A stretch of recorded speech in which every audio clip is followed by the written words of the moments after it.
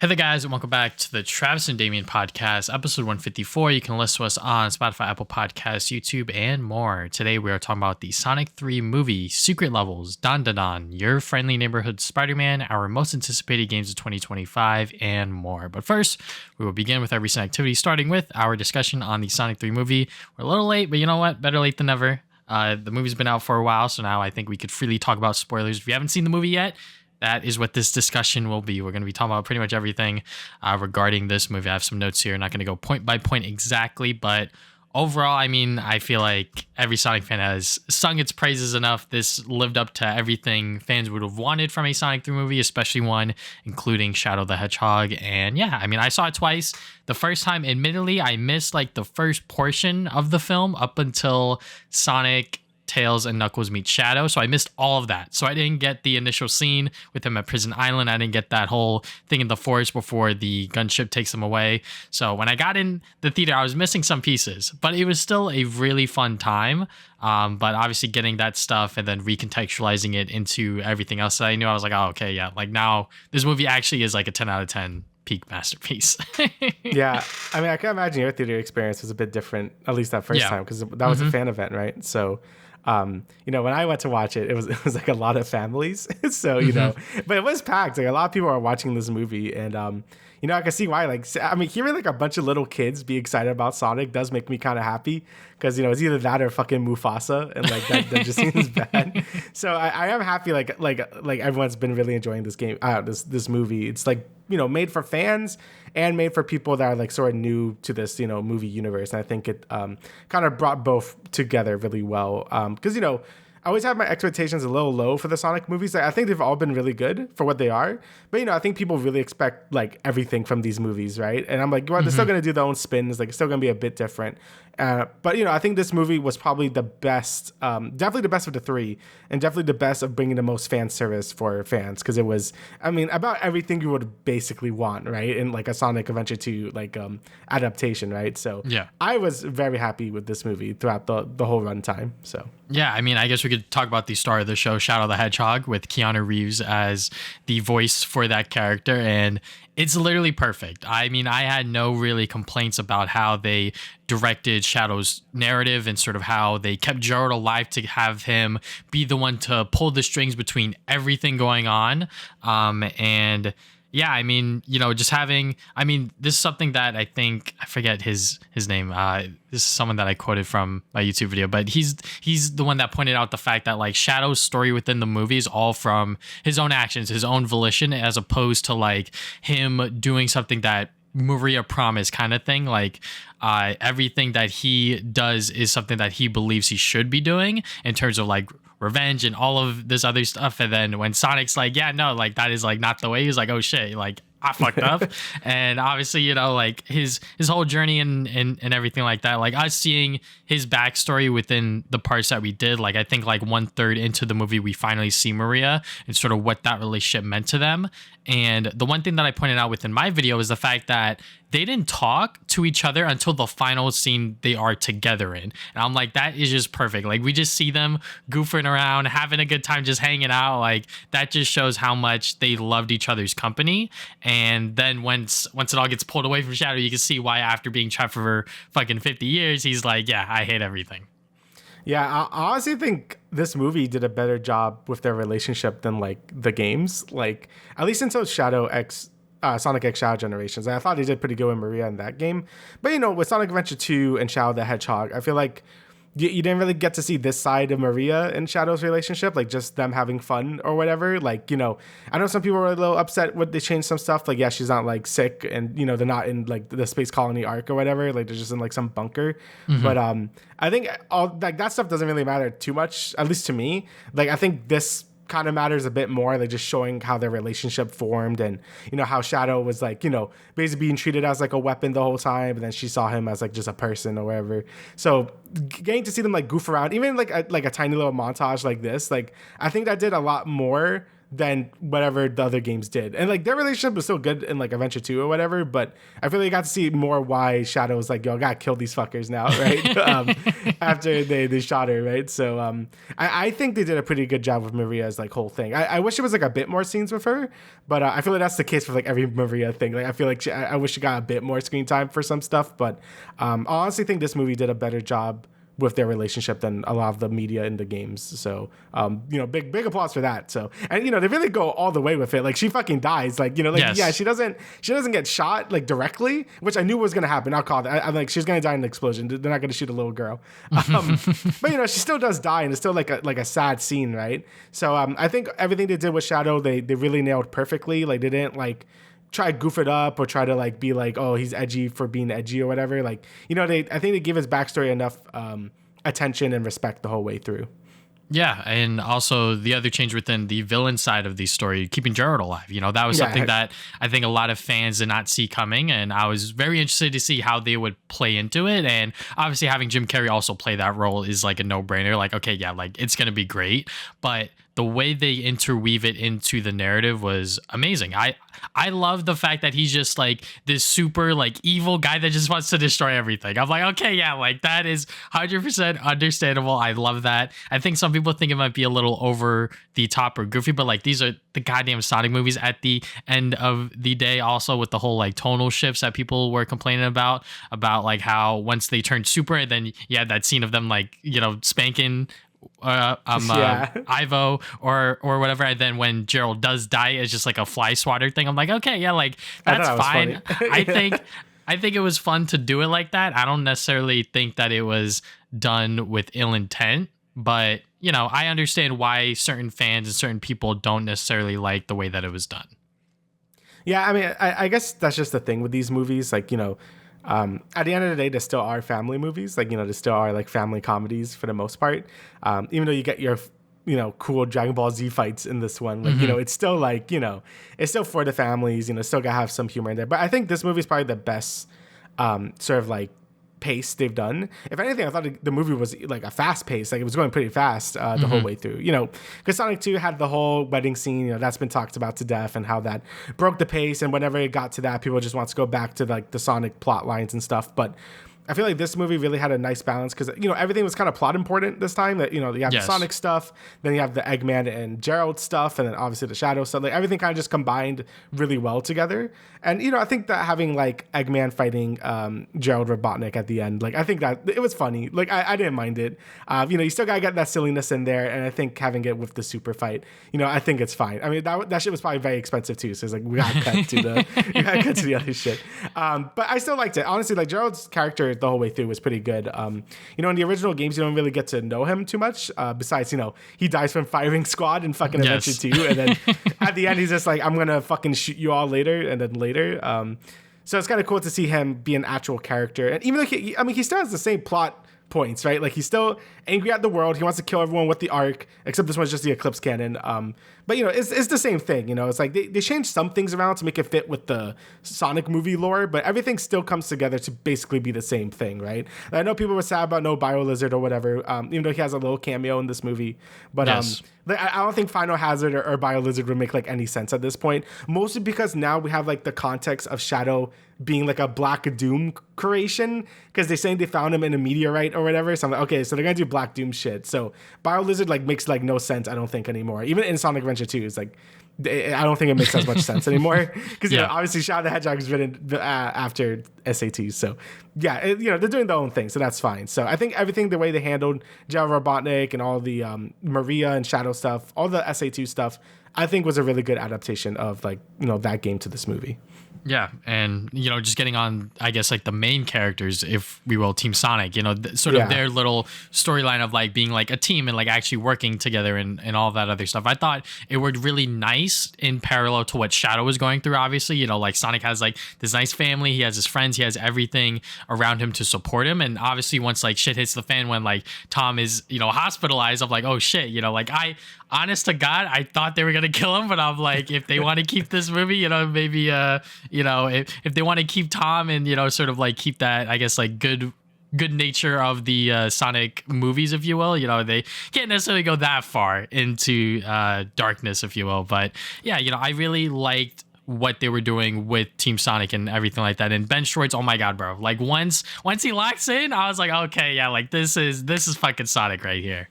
Yeah, he really locks in the later half. He's still his goofy self in like the first bit, but towards like the later half of the movie, like he's going through that shadow arc. Like don't hurt Tom or the fuck. And honestly, the whole dynamic with Team Sonic was like pretty good. I wasn't expecting too much Tails or Knuckles in this movie, but I think they obviously have limited screen time compared to Sonic and Shadow, but I think they're sort of like relationship and like I guess working as a team is probably the best we've seen like mostly ever, I think, because I really like that dynamic with Knuckles when Sonic was about to like give me the emerald or whatever, yeah. And Knuckles just like, you know what, all right, like he just like let him have it or whatever.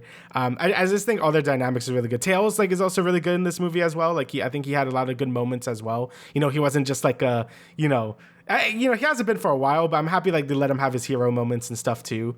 So yeah, I think all that stuff was really good. Team Sonic did great, and even like Tom and Maddie, they were pretty good too. They had some funny moments, and I think I think the main problem people had with the human characters in the older Sonic movies is just like there was just too many of them. I think just cutting it down to all the important ones. So obviously Eggman, like you need Eggman and like Stone and stuff, like you need those two. Gerald Robotnik, obviously.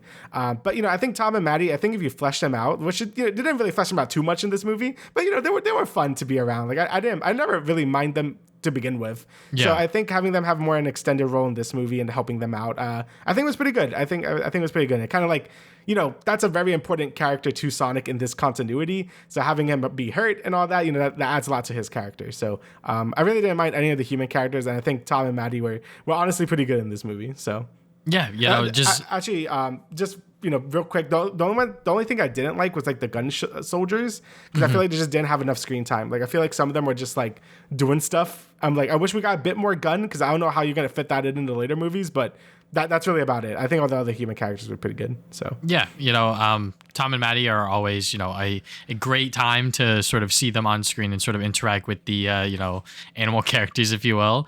But yeah, just having the human characters actually be part of the plot without like their own like little side story, I think was obviously like something that fans already complained about before.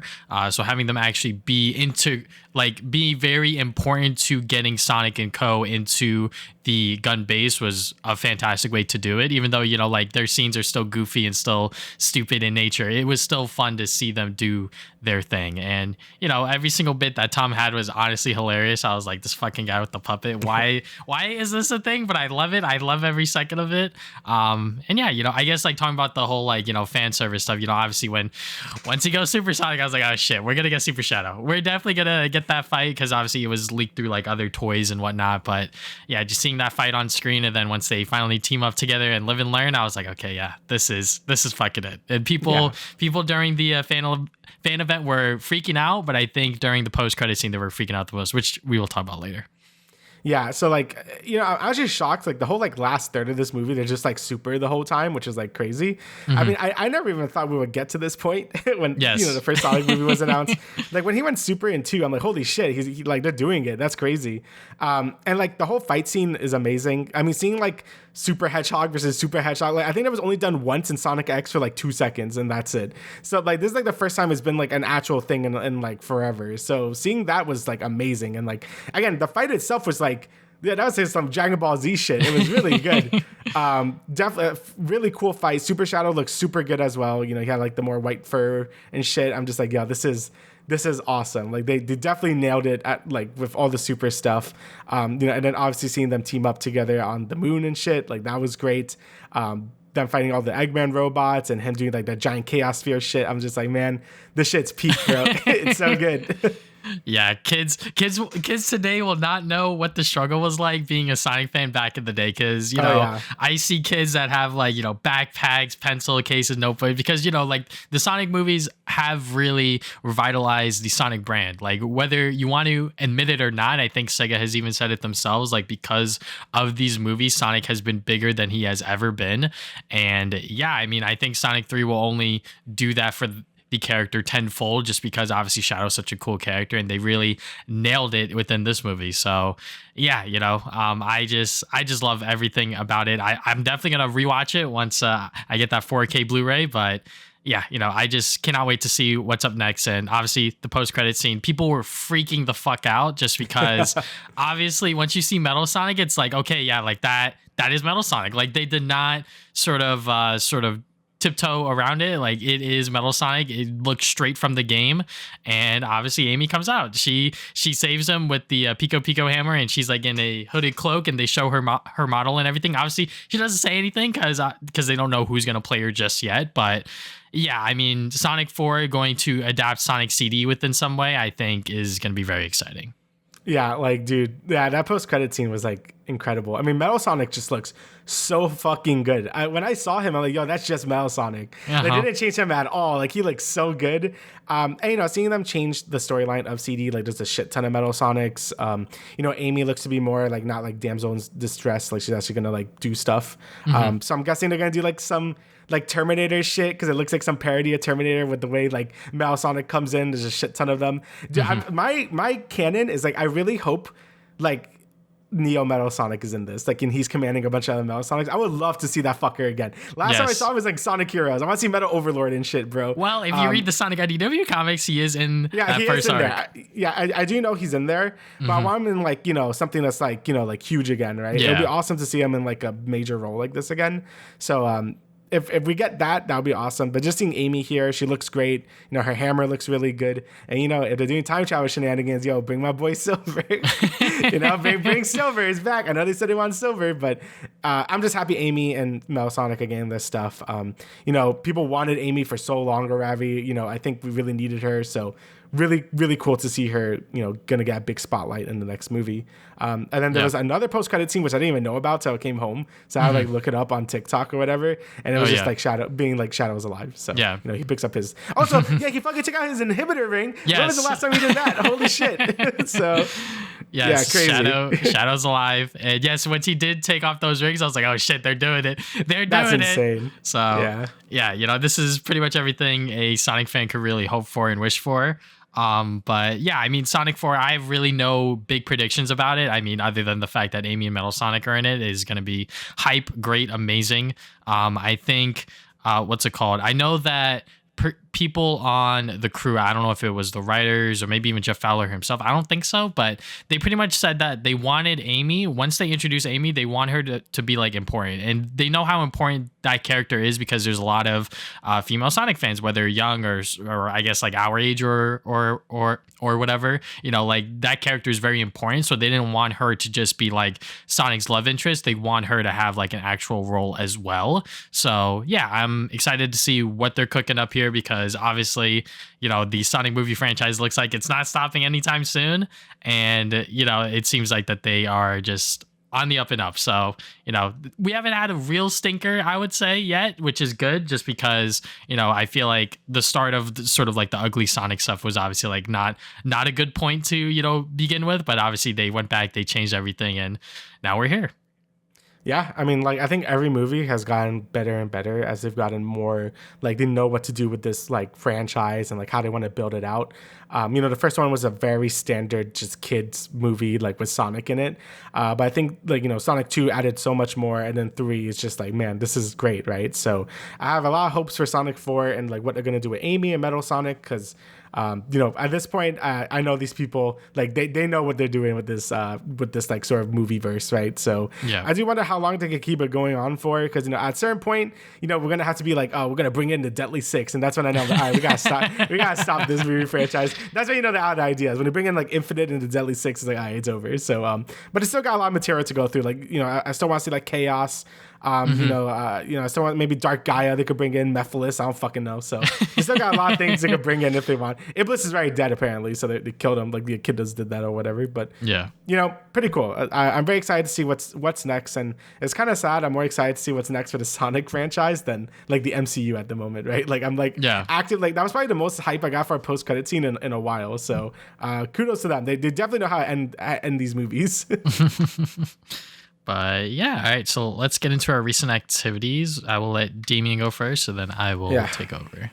All right, so let me start with Warframe real quick. I talked about it a little bit in our top 10, but Warframe 1999 came out. Really fun update. Added a whole new area. They added like this whole like dating sim thing. We get to know some other characters or whatever. You could talk to them through like AIM, if anyone remembers AIM or whatever. And it actually adds a lot. They actually like in RPGs when you get to talk to your party members and all that. I know some people like, they like the shipping or whatever, but I think it's nice to get to know these characters and build relationships with them and all that, and just get more background lore and shit. I always really like that because, one of my favorite things in RPGs are just getting to know the characters and like going through their shit. That's always been my favorite thing. So if you have strong characters, I would probably like that. And I think Warframe has never really focused on that. A lot of the story quests are good, but a lot of the time they're, to focus on more high concept things and kind of go over your head a lot of the time. So having these more just talk like a normal person type beats, it's like, that's really good. In terms of gameplay, just add new mission types. The new map they added is really cool. I'm excited to see where the main overarching story goes later on. Right now, I do wish there was a bit more content in the update, but that's because they had to like delay a major part of it because it just wasn't ready yet. So probably once they add that, it's going to be a lot more replayable. But right now, I got my fun out of it. Really good update. Very excited to see where that all Warframe goes from there.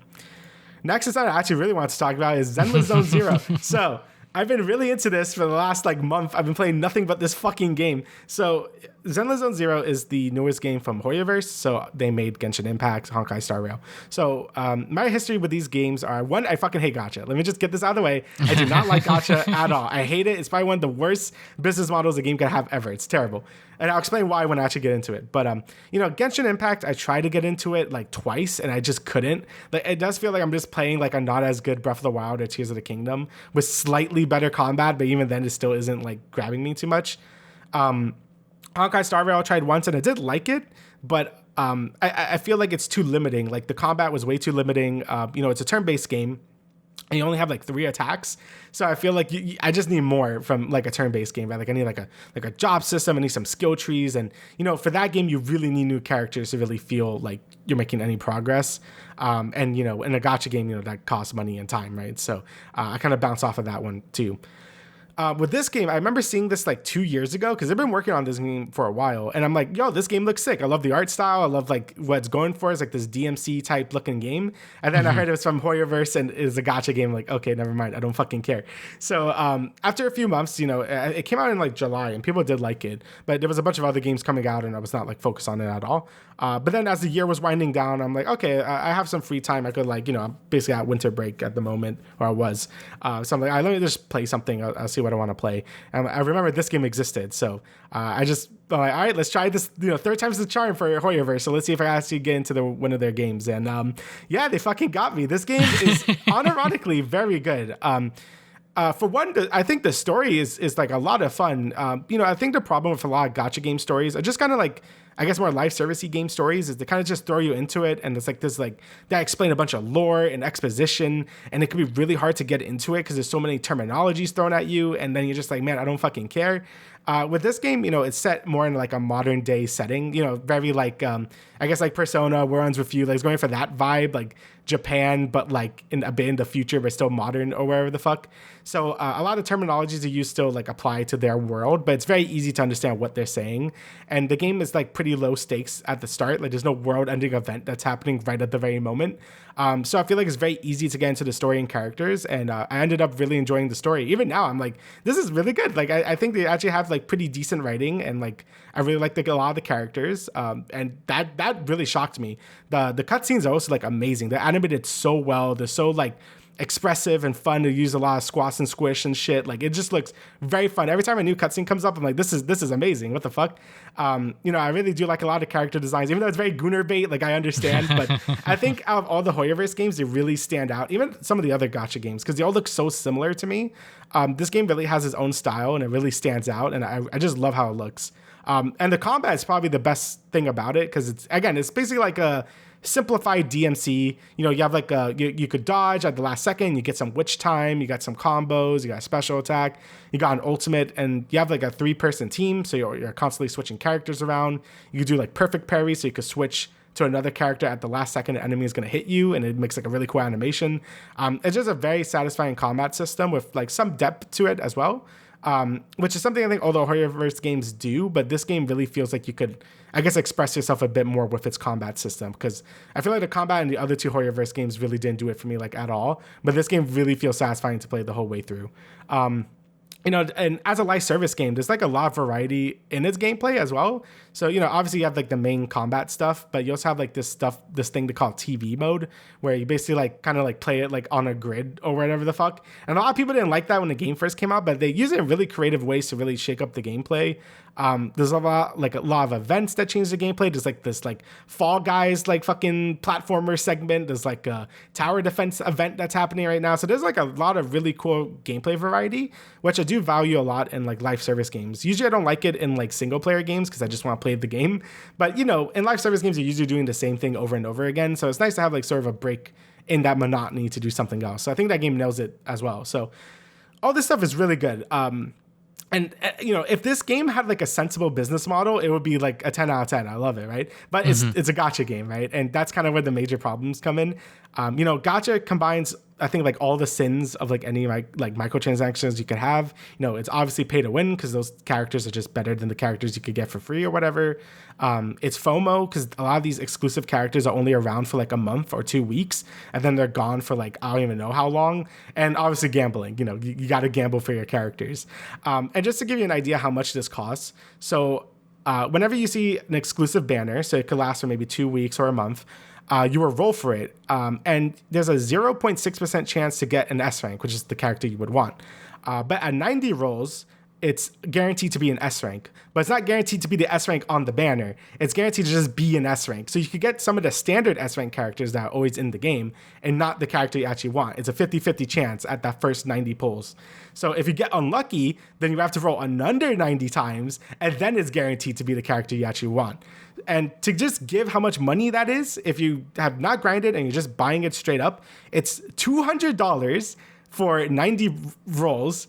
And if you fail a 50-50, it's another $200 to get the character you would want. So that's $400 to get the character you want. Now, obviously, when you're first playing the game, you're going to get showered in premium currency because they want you hooked in the game, like me, I guess. So it's like, okay, you could roll pretty frequently when you're free to play, when you're first starting out, because you have so much content to get through and, you get money up the wazoo. But, there's going to be a point where that fizzles out. You're going to lose all your one-time bonuses because you could like buy like $100 in the store right now if you just never bought it, and you get like another $100 for free, basically. So, the game really tries to hook you in so you buy more money. But once all that shit runs out and once you're caught up with the content, it's probably going to basically be like you could get 90 rolls probably for free each month. But then after that, if you lose a 50-50, the game wants you to like basically spend $200. So obviously that's shit. But then if you want to max out that character, there's a bunch of passives you could get. You would need 6 other copies of that character to fully max it out. So you're looking at like 2,000 at worst to fully max out a character. Obviously that's overkill, but that's still fucking ridiculous. So yeah, I believe all my math is right there because I was looking it over before this podcast, and I'm just like, man, that's fucked up. So yeah, definitely obviously not a fan of the gacha system. And yeah, obviously you could just not go for it, or if you lose a 50-50, you could save it for a future banner of another character, and then you're guaranteed to get that character so you could save up.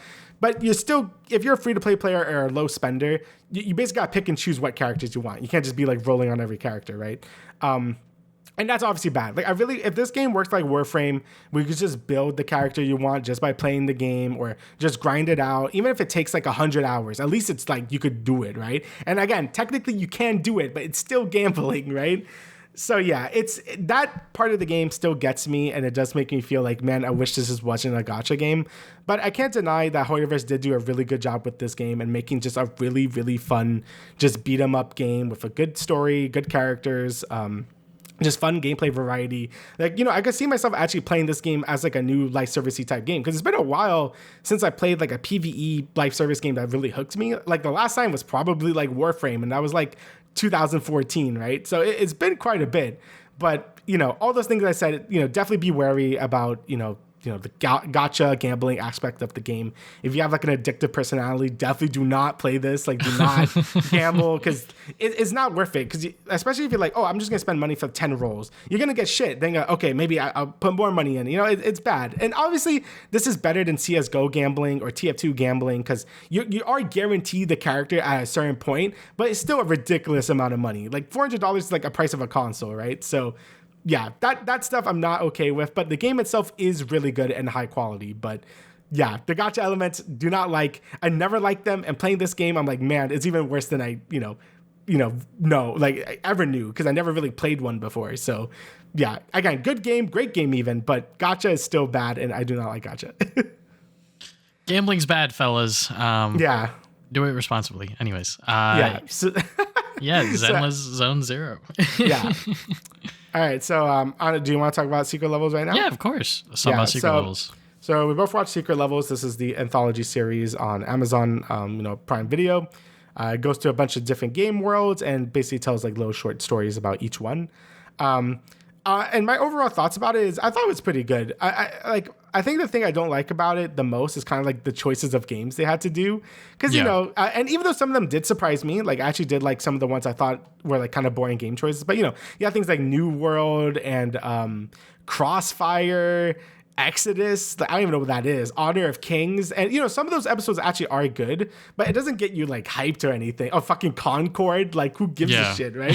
So I do feel like a lot of the game choices were kind of lame, but I do think the stories they told in some of them were actually like pretty good. Like if I had to give my like top 3, I probably would say New World was like really good. I did enjoy that one. Unreal Tournament I really enjoyed, and Outer Worlds I really enjoyed. Those are like probably my top 3. And then like I really like Mega Man, but I wish that was way longer. It was like 5 fucking minutes. But some of them I thought were like pretty damn decent. And then obviously some of them like Crossfire, like, I don't fucking care.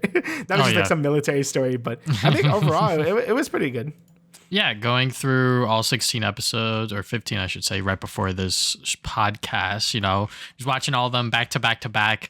I love anthology series just because it gives people a chance to tell many different stories. And even though they're self-contained and you're probably not going to get a whole lot, they can surprise you at times. Like the 3 episodes that Damian highlighted, New World, Unreal Tournament, and the Outer Worlds, those are definitely standout episodes by far. I really like the Outer Worlds one because it just shows how crazy white women are. I'm joking. But yes, just just seeing how they were able to sort of, take these gaming worlds and sort of make their own story about them, but also implement sort of like the game elements into them. Like, fucking Spelunky, I keep dying over and over again, but it's like, that's just like life, like every single day is a new adventure and you're going to start over, but you're going to have those memories from those previous friends or whatever. And I'm like, okay, yeah, like that makes sense.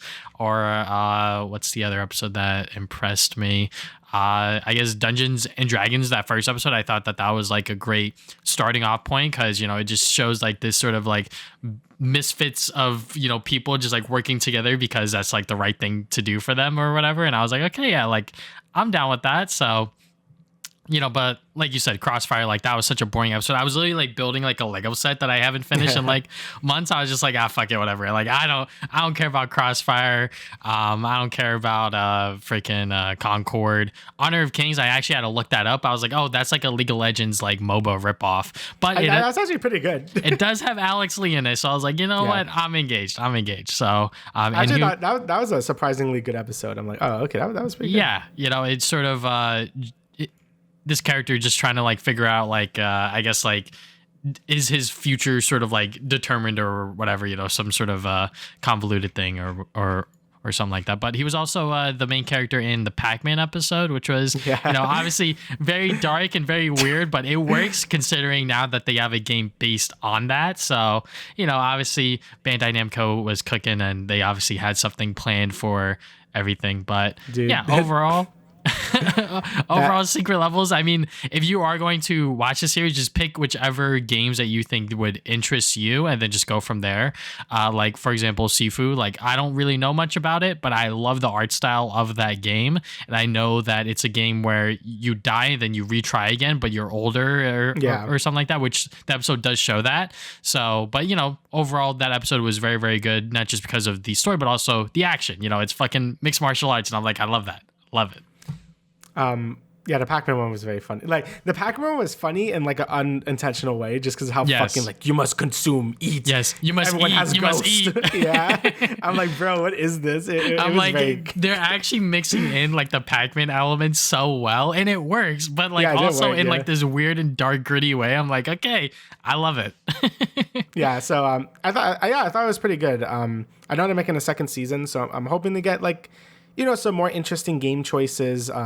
I know these people are really good at making these anthology stuff because they made Love, Death, and Robots. I know that's what a lot of people know them for. So, hopefully get this train rolling and we get more cool seasons. Again, this is kind of what, I don't really shit on What If, and we didn't even, I don't know if we're going to watch season 3 of What If, but probably. We're going to have to. We're going to have to. We do need to finish the book on this shit.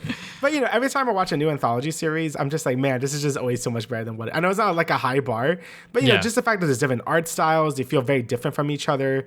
It just really adds a lot to make them, like, very exciting to watch, right? The fact there's no fucking continuity. Yes. Like, why? But, yeah, either way, it was pretty good. I really did enjoy Secret Levels. Yeah, the Unreal Tournament episode, what's it called? Electra, she voices the Game Master. I was like, oh. Shit. Like instant. Okay, this is one thing that I love about Amazon is that when you're watching something, you can hover over it. And I was like, that actor or that actress. I'm like, let me look them up real quick. I was like, okay, yes, they are from that thing, just to confirm. But yeah, Unreal Tournament, I think that was also like one of my favorite episodes just because, it just shows like these robots sort of rebelling and sort of all that other stuff. It's sort of how it sort of came up in this tournament. Yeah, I like how they kind of fit like the tournament into the game world too. Like, you had like multi-shot, like double kill and all that. Like, that is cheesy, retribution. But, like it adds to it. Like it's still like, like a game show thingy. And like you were saying, I do like the Amazon Prime thing that you could tell, because I was like, is that fucking Keanu Reeves? I'm like, yeah, yes. it is. Okay. Okay. That Armored Core episode, because I knew that he was in here, but I was like, when is he showing up? Even though he's like on the thumbnail for that episode, I didn't know until I clicked on it. I was like, oh, like, look, it's Keanu Reeves. I was like, all right, I'm in. Yeah. But yeah, it's pretty good.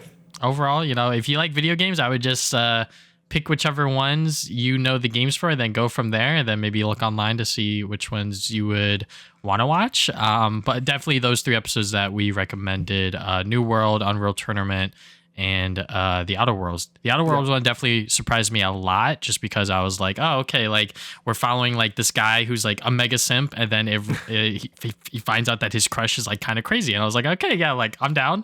But also like he like literally destroyed his body to get to her, and I was like, okay, well, not worth. This is like another level of white knighting, if you will, but yeah. Okay, so now let's talk about what I've been doing, and then we'll talk about Dandadan at the end. So first up, Nosferatu. This is probably the biggest movie that came out over the Christmas season, and it is a horror vampire movie. So that's all I'm really going to say, because honestly, that's all I knew going in, and I don't really like spoiling movies for people, but it has, what's it called? Let me see. It has a actress in here that people were kind of controversial about. Okay, Lily Rose Depp. It's because she was in The Idol earlier, and people were like, yeah, she's bad or whatever, but like she's actually like really, really freaking good in this show. And I'm like, okay, or in this movie, and I was like, okay, yeah, like I am 100% down. I think that the rest of the cast also do a phenomenal job. Willem Dafoe is also just like a delight every single time he's on screen for whatever movie I watch, and he's in it. He's always great. Aaron Taylor Johnson, he was also another standout performance that I was pretty surprised by, just because I felt like his character throughout the movie was kind of just like whatever, but I think towards the end it really started to pick up. But yeah, I mean, there's a lot of freaky shit in here, so just like keep that in mind. And because of that, people are memeing about it within the Letterboxd reviews and on Twitter and everything like that. But it's good. It's good. It's definitely one of the standout movies of last year. And if you haven't seen it yet, go see it. It's still in theaters for a little bit. But yeah. The main thing I've been doing over the past 2 weeks has been playing Life is Strange Remastered, because I'm doing a retrospective on it at the end of this month, and maybe Damian will join me on that. I don't know. But yeah, I am currently on episode 4. I think I'm like more than halfway through. And obviously I am spoiling this game, even though it's like about to be 10 years old. Some people have not played it yet. Yeah. So The game's very good. I mean, when I played it back in like 2014, 2015, something like that, I forget exactly what year, Damian recommended it to me. I think it was on the Steam Summer Sale for like $5 for all 5 episodes. I was like, fuck it, why not? I played it all, I think that day, like from day to night, I played the entire thing, all 5 episodes, because it was just that freaking good. But I forget a lot of it. I forgot a lot of like the little things. And also going back to this game after playing the most recent Life is Strange game, Double Exposure, and also all of the other ones like True Colors, Life is Strange 2, etc. You know, going back to this one, there's a lot of shit that you could do between like every single like major like story beat or like every single major decision. There's a lot of interactive things, even though Max is gonna say the same thing about like the Rachel Amber poster or whatever. You can still interact with like almost everything within the dorms, the hallways, everything like that. And I'm just like, okay, yeah, like there's a lot to do. There's a bunch of side characters. Like I could definitely see your point, Damien, when you were talking about Double Exposure, where it's like the world was a lot smaller because there wasn't that many characters to really talk to. And I'm like, yeah, I guess. And then playing this game, I'm like, oh shit, you can like interact with like all of your classmates and then some. I'm like, oh shit, you know, like there's a lot to do. And obviously the major gimmick of this game is the fact that you could rewind time to see which choices are better. Because I played the game before, I already know which choices I'm going to make and sort of which choices I think are going to be the best for the story and sort of like the narrative for these characters. So, you know, like for example, I think one of the biggest choices was when you could either blame the teacher, I forget his name already, the stepdad security guard, and Nathan. You could choose between those three which one to blame as to why Kate was about to jump off, which I did save her, obviously, because I'm like, we got to save Kate. Every single time something came up with Kate, I answered the phone. I sort of attended to it because I'm like, I cannot let this girl commit suicide. I cannot let her do that. But yeah, you know, like that moment, I picked Nathan, and then I was like, I'm not rewinding because like the other choices don't fucking matter because like he's still gonna do the fucked up shit at the end, and then the stepdad is still gonna get kicked out either way. So I was like, this is probably the best choice. And by the end of episode 3, people obviously picked Nathan because fuck that kid. But yeah, and the reason why I say I forget a lot of stuff is because in episode 4, I was just talking to Damian before we started. I forgot that you go back in time and you fix Chloe's like childhood trauma where her dad dies. And instead of obviously William lives, but and then Chloe gets into a car accident and then she's like in a wheelchair and like her like system is like freaking declining or whatever, and I'm like, she's gonna fucking die. I'm like, holy shit. So yeah, I forgot that happened. So replaying that moment when like it was all happening, I was like, oh shit, fuck. Like this is why I love this game, because it really has a really well crafted story that really gets these characters into different scenarios and really gets you thinking about like your choices, like not just within the game but also within life, I guess, in general, because it's just like shit's gonna happen and you kind of just have to go with it, right? And obviously throughout the game at that point you were kind of rewinding and like picking different choices and like rewinding back to like, you know, use new information that you got to go and change how you would talk to people, etc., etc. So yeah, you know, the game definitely uses the rewind power a lot more interestingly than I think people really give it credit for. You know, sort of just like, oh yeah, you could like rewind time and like see other choices, but you could also do it in a sense where you could like solve puzzles, like when you break into the school, when you blow up the fucking lock, obviously the alarm's gonna go off, but once you go in, you rewind, you undo all that stuff, and then you just open it from the inside. I was like, oh, okay, like that's like a smart way to use it, and a bunch of other ways, like I said, like getting new information out of people, then rewinding and then redoing that conversation again to get them to like you. I'm like, okay, yeah, like that is a nice way to use the powers and everything like that. So I still have to play the last episode and also get through episode 4, but yeah, Life is Strange Remastered, it's great. Just don't play it on the Switch because I'm playing it on the Switch and it looks like shit. I mean, the lip syncing is a lot better, I will say, but it still looks like the original on PC. Yeah. Like, I think I've watched Life is Strange 1 pretty recently, like a year ago. I forgot why. Mm-hmm. But yeah, I remember a lot of bits. But even then, like I still remember like being that game and just being like fucking empty inside and like holy shit. And that's why like I told you like you gotta play this fucking game. So like I told you and my brother, I'm like you gotta play this shit. It's really good. I think I started watching a walkthrough of it, and then I saw it was on sale, so I'm like I'll just buy it. And then yeah, it was no, it's because I was watching a playthrough and then they stopped because they were doing something. Like now I need to see what the fuck happens. So I just played through the whole thing. So yeah, definitely. You know, to me it's still the best Life is Strange game. Like you said, like I think the bigger cast, the amount of interactables, the puzzles, the actual like game, the story and stuff. Like I think everything about it is still the best they've done. And the other games that came out after are still good, but I think Life is Strange 1 will always remain probably the best one. So we'll see what they're doing with the next, Life is Strange games now that Max is back. But yeah, the first game will always be like have a good special place in my heart because that game is very good. Yes, it is amazing. And hopefully I will talk about it in full next episode. But anyways, I gave us more homework, not just secret levels. We watched Dandadan. We have not talked about anime on this podcast in probably over a year, if I'm being honest. Yeah. I think the last thing we may have talked about was maybe Suzume. I don't know if you watched that movie as well. I think the last thing I remember is like Chainsaw Man. That's like the last anime I remember watching. Probably that. So it's been a minute, so I gave us some homework. I was like, let's watch Dandadan because I already started watching it and I was like, this is really good. Yeah. So we're just gonna talk about it. It literally ended just a few months ago in the middle of December or something like that. And obviously, because I follow Trash Taste or whatever, and back when Joey would still talk about anime, I think he was reading this manga and he was like, this is gonna be like the next biggest thing. Like keep an eye out on this. And I was like, okay. So I added the manga on my anime list and I didn't look up like any like anything, and then all of the sudden anime. I was like, okay, fine. Like I will watch the anime adaptation now that it is out, and it is pretty much everything that I think an anime fan would want from a show. Is what I would say because I could not recommend this to a fucking normie because it is just so weird and wacky because there's a lot of shit that happens where you're like, what the hell is that? Yeah. So just like, I guess like minor spoilers is like the first plot line is like getting the main character's balls back and like his fucking dick. Like that's pretty much like the first plot line, but it makes sense because we're dealing with aliens and ghosts/spirits or whatever. So obviously it's already going to be wacky as is. And then going from there, it's like, okay, yeah, like you have that stuff. You have like the sort of like shonen action sequences. You have the slice of life stuff with their school life and also like the sort of romance of them, like will they, won't they kind of thing. Yeah. So it pretty much has everything you would want from an anime. If you are a anime fan, I think if you are someone that doesn't really watch anime, watch a few other anime, even if they are like straight up just shonen, just watch that stuff first. And then when you go into this, you'll be a little more familiar with the sort of like the anime isms, if you will, of them just being like crude, weird or whatever. And also just like how it goes, if you will.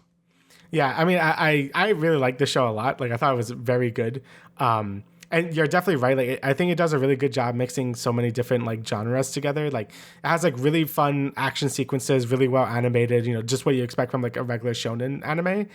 Then it has its more slice of life, has rom-com-y bits to it, which is really nice. Like, it just combines all this stuff really well to make like a really like unique show, which is weird because it's taking a lot of basic stuff from a bunch of other animes, but blending them all together to make something like this, like I feel like that takes a lot of skill, and like just like how well like it could be written. Like yeah, obviously like the dude's getting his balls and dick back. Like, that's like a plot line, and then you get like some heavy hitter episode like fucking I forgot which one it was, like episode 8 or whatever. I'm like, what the fuck was that?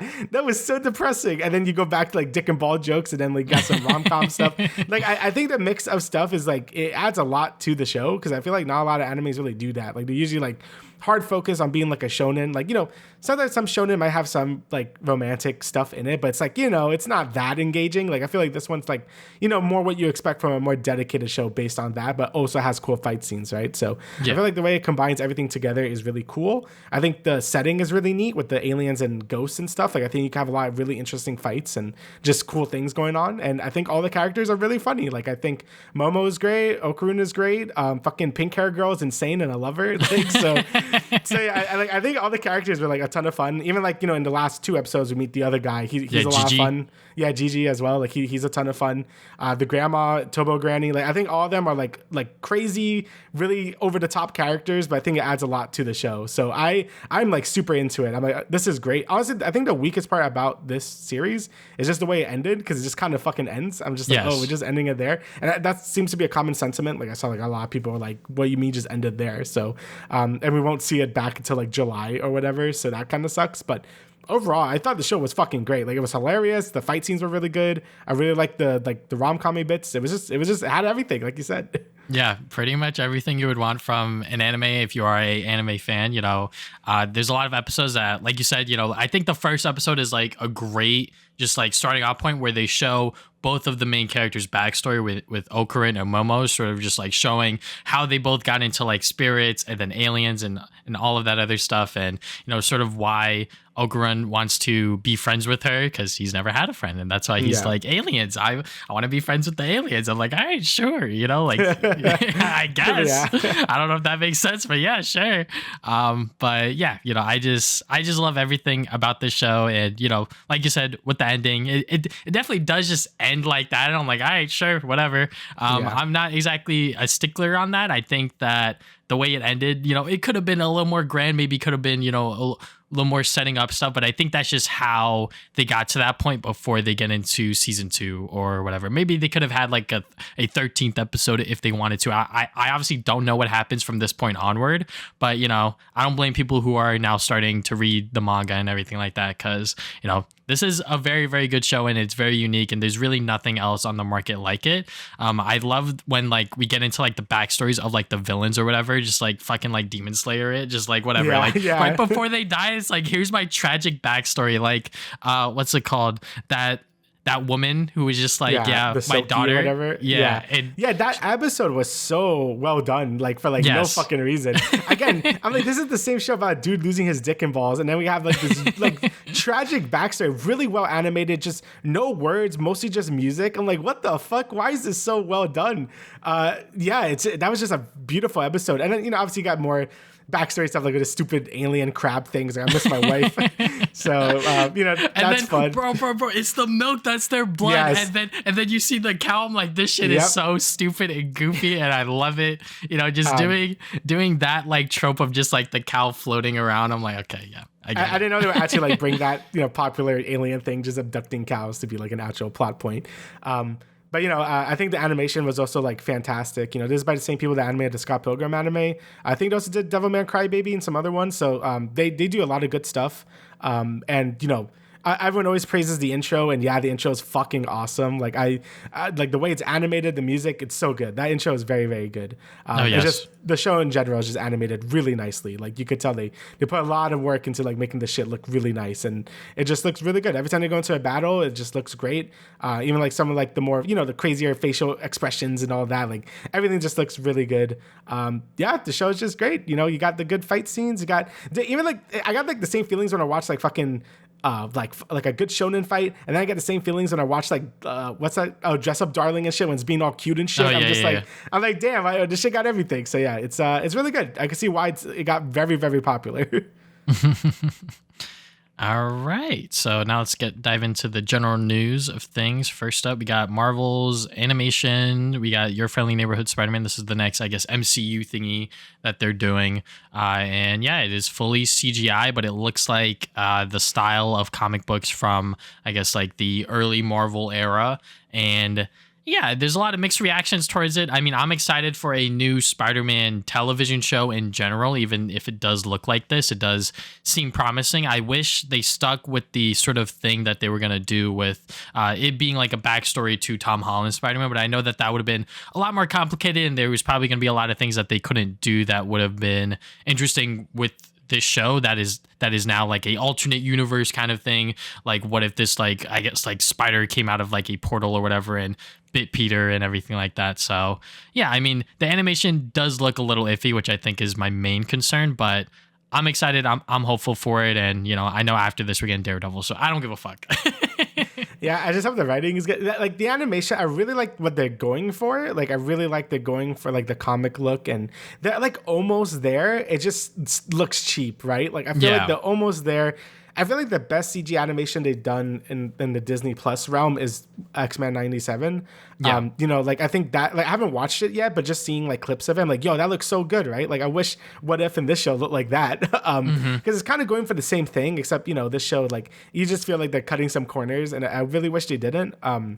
Because like again, I like what they're going for with the old comic book aesthetic and stuff. I think that's really unique for like an animated show for Spider-Man. But I feel like they didn't commit hard enough to it. And all the other changes, I'm like, yeah, that looks fine. Like I think I need to like actually watch it to really see where they're going with it. Like any Spider-Man thing, and it's always going to change things around and stuff. So once we actually watch it, then I'll see how it actually is, because this show, any Spider-Man media, at least for cartoons, is going to have hard competition with Spectacular Spider-Man. So like it's always going to be compared to that, no matter what. So we'll see how it fares in the writing department, and like what arcs they're setting up and all that. So once we actually watch it, we'll see. But I am hoping it's good. Like it's been a while since there's been a good Spider-Man like cartoon show, because I think Spectacular was the last one in like 2008. So I can't really think of much else, because it's been aiming for really, really tiny children after that point. So like Ultimate Spider-Man. Ultimate Spider-Man was kind of bad. You got Drake Bell's voicing that character, so that's not a good start. And then you had, I think that was after that one, they did like I forget exactly what it was called, but it just looked very cheap. And now we have this one. Yeah, so it's been a while since we had like a I guess like an episodic Spider-Man thing. So hopefully this is good. It seems like they're not like super kiddie, because I think it's like dumbass or some shit. So like I'm hoping it's like like not edgy or whatever, but it could be a little more free and stuff. So I guess we'll see when it actually comes out. I think it comes out at like the end of the month. So I guess we'll see it. Yeah. So hopefully it's good, please. Yes. It'll be good. All right. So next up we got another big thing. So the Batman 2 delayed to October 1st, 2027. We got this and Beyond the Spider-Verse fighting for who's going to release last. James Gunn said he defended his decision, stating that multiple sequels waited 5 to 7 years to wait in between films. I guess I kind of just feel like their plans changed after the Penguin did well, because I feel like maybe they're like, didn't expect the Penguin to blow up as much as it did, and maybe they want to rewrite some things to make it fit in some more. One of my big things, because I really like the Batman one, and obviously we really like the Penguin. So I'm kind of hoping they make the movie like art, because I forgot Batman 1 was rated PG-13. It'd be kind of weird to go back to it being PG-13. Like even if it's like a hard PG-13, like I think having it be like an R rating would help a bit more, just to get the grittiness out. Because I think like the Penguin was like so good with what it was allowed to do and stuff. So I would love to see that translate back into Batman 2. Even if they're not doing like a Penguin story immediately, I would still like to have the same vibe again for it. But I guess we'll see. But yeah, I feel like this movie has just going through a lot of changes throughout the years. Maybe they just wanted it to be more of a straightforward sequel, and then they started making Penguin, and then that came out, it did well. Then they had to rewrite some stuff maybe. I mean, that's my personal like what's going on at the moment. But you know, whenever a movie lasts this long in development, it's never like a super great sign. So I guess we'll see when it actually comes out. But hopefully it comes out good, because I really do enjoy this Batman verse that they're making. Like I forgot like whose main idea of this Matt was, Reeves. But Matt Reeves. Yeah, like his Spider-Man verse has been pretty solid so far, and I want to see it continue to be really good. So. Batman verse, but anyways. Yeah, Batman verse, whatever the fuck. Because it's technically not in the DCU anymore, right? Because James Gunn is like, maybe. So I don't know what to call it. Yeah, that's also another thing that people are theorizing. Oh, that too. They're going to try to get sort of Robert Pattinson's Batman as like the main DCU Batman, but I don't think that's going to happen, because I think they already teased a Batman for the DCU and like a little promo thing. It's gonna be so confusing. Obviously, that movie is like so far away as well. But the Batman being delayed to now 2027. I mean, shit, man, I'm gonna be like closer to 30 at that point, which is gonna be fucking crazy. But yeah, I mean, obviously, the Penguin was amazing, fantastic, awesome. If you haven't watched it yet, go watch it. The Batman, obviously, really, really good film. So for now people to wait this long for it and for them to be upset, I think is understandable. But also, I think we have to take into consideration how Hollywood movies, especially superhero movies, are made, where I feel like, especially now under DCU's James Gunn, he wants people to take their time. He doesn't want things to get rushed out, bad CGI and everything, because obviously first impressions are everything. Even if you try to go back and patch a movie, people are going to remember the first time they've seen it, or other people's first time that they've seen it, and then it ends up on social media and everything like that. Obviously, the biggest case is Thor: Love and Thunder with that fucking floating head kid. Even after they patched it, it still still looked worse, so not just like with CGI and everything like that, but just making sure that the story that they're telling is good, because I think that that's another big thing that James Gunn is huge on, just making sure that like the story that they're telling is right, that it's correct, it fits these characters and it fits the narratives that they want to tell, everything like that. But him defending being like 5 or more years in between sequels is like common or whatever, I'm not exactly gonna agree with that, because I do understand why people are frustrated with waiting so long for so many years for certain sequels. But like I said, it's just the way that Hollywood works nowadays, where there's just so many moving parts and there's a lot of money being thrown around, and they want to make sure that they get it right and everything like that. Obviously back in those days, I think people were a lot more willing to risk, however much money it took to make like a Hollywood blockbuster film, and then for it to flop or not do so great. I think they just want to get it right. And I think them delaying it for another year will hopefully allow them to do that. One thing that I will agree with a lot of people on is how sort of like television cycles, it takes so long for like TV seasons to get made, the final season of Stranger Things has not even come out yet. And that show has been in development for, what was it, before like even 2020, I think it was like 2018, 2017, maybe. I'm not exactly sure. But, that show has been on Netflix for so long. And, now we're getting the final season now, and those kids are so old now, Yeah. So, television is definitely moving in a weird direction where they are taking so long to make more seasons of it. But like I said, it's the same thing with Hollywood films.